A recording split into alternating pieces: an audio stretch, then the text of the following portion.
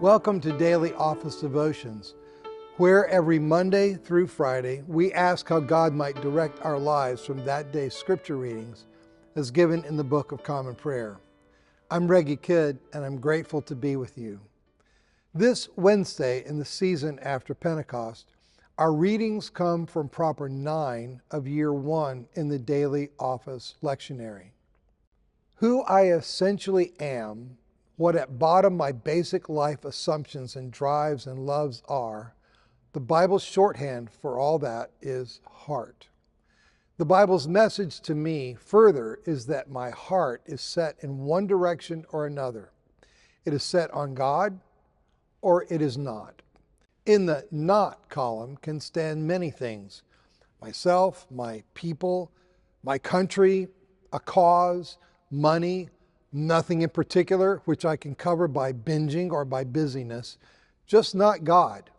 In the on God column stand a host of graces summed up in one: love. Love of God and love of neighbor. Today's readings provide a wonderful opportunity for a heart checkup. 1 Samuel.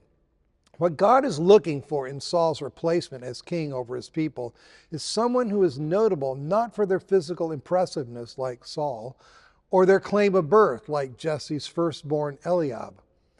The Lord does not see as mortals see. They look on the outward appearance, but the Lord looks on the heart. 1 Samuel chapter 16, verse 7. In David, Yahweh sees someone who has learned in the first place the humility to be overlooked for kingship. More fundamentally, Yahweh sees in David someone who has learned, the Lord is my shepherd, I shall not want. Psalm 23. That's the kind of person with the heart for shepherding his people. Such a shepherd will know how to nourish and protect God's flock, for he himself has experienced Yahweh's nourishing and protecting grace. Despite the glaring flaws of which we will read shortly, David's whole being is defined by his love for and dependence upon Yahweh, and Yahweh can work with that. 1 Samuel chapter 13, verse 14, and chapter 16, verse 7. From that day forward, 1 Samuel chapter 16, verse 13c. In contrast to the sporadic, even spasmodic experience of Saul, David's experience of the Spirit of God is permanent and abiding. See Psalm 51, verses 11 and 12. It's almost as though Saul's experience of God's Spirit had been a series of possessions. It certainly was not an indwelling. Saul's heart simply had no room for the living God. Sidebar. The difference between spirit possession and spirit indwelling is something to keep in mind when miracle workers arise. Do their lives testify to the Spirit's indwelling presence and remolding work? Or is their experience more like a possession that leaves the person unaffected? Does a person with flashy signs also evidence the deeper fruit of the Spirit? Galatians chapter 5. Or are the signs accompanied instead by the fruit of the world, the flesh, and the devil? Lawlessness, deceit, lust, greed, pride, arrogance, envy, bitterness. See Galatians chapter 5, verses 19 through 20, and 1 John chapter 2, verses 15 through 16. I'm just asking. In Acts, we are treated to a study in the way God the Father has been preparing for the pouring out of His Spirit upon all flesh. Over the course of his life, the Roman centurion Cornelius' heart has become aligned with that of the God of the Bible. Presumably from a pagan background, Cornelius has been attracted to Israel's God. He was a devout man who feared God with all his household. He gave alms generously to the people and prayed constantly to God. Acts chapter 10, verse 2.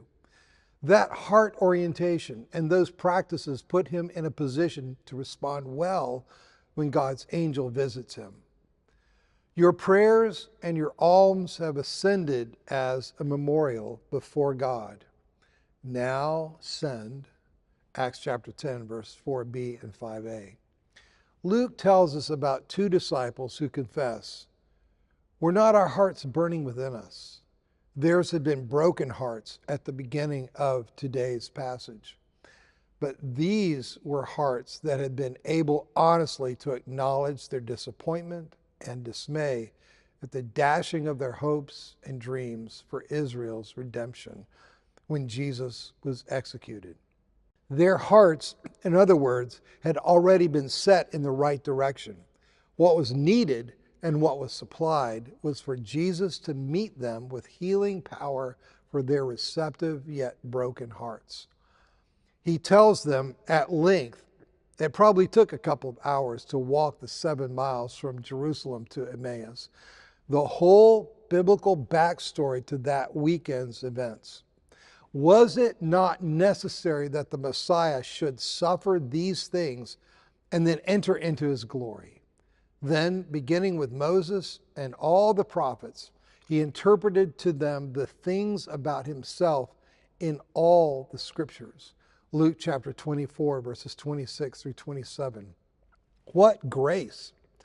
Even so, more grace than the mere telling of the story is required, and more grace is given. At the table, Jesus repeats the fourfold acts of the Eucharist he had shared with his disciples that last night. He took bread, blessed, and broke it, and gave it to them. Luke chapter 24, verse 30, and see Luke chapter 22, verse 19.